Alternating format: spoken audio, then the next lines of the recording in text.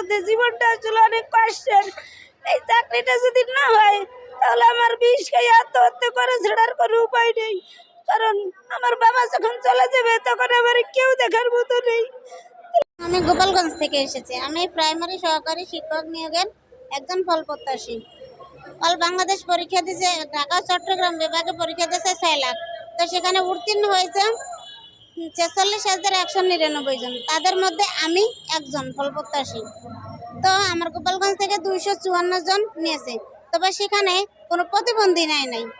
এবং প্রতিবন্ধী যখন নিবে না তখন আমাদের অ্যাপ্লিকেশনে দেওয়া আছে যে প্রতিবন্ধীরা 32 বছর পর্যন্ত। তো আমাদের অ্যাপ্লিকেশন কেন করা হলো এবং আমরা পরীক্ষা দিয়েছি, তবে আমাদের যখন কাগজপত্র জমা নেছে তখন বলতে পারতো যে প্রতিবন্ধীদের কোনো অগ্রাধিকার নেই, তোমাদের কাগজপত্র জমা নেওয়া হবে না। তো আমাদের কাগজপত্রটা জমা নেছে, আমি ভাইবা এবং প্লিতে খুব ভালো করেছি, তবে আমার সঙ্গে কেন এই বৈষম্যটা করা হলো? তো আমারই হচ্ছে যে আমরা যে প্রতিবন্ধী জীবনটা যে কত কষ্টের, মানে নরক যন্ত্রণা এত কষ্টের না, যে প্রতিবন্ধী জীবনটা আসলে কষ্টের। আমি এমএ পাস করেছি, আমি এমএ পাস করছি ফরিদপুর থেকে।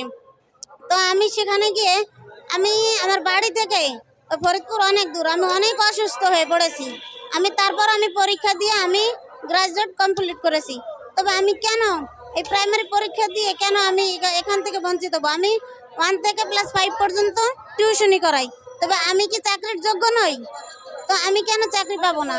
আমাদের অধিদপ্তর কেন আমাদের সঙ্গে এই বৈষম্যটা করা হলো?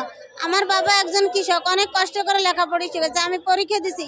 আমার বাবা যেদিন রেজাল্ট দিছে সেই দিন আমরা জিজ্ঞাসা করে যে বাবা তোমার রেজাল্ট কি? আমার বাবারে বলছি আমার রেজাল্ট আসেনি। আমার বাবা বলে আমি কি তোমার লেখাপড়া শেখাইয়ে ভুল করলাম?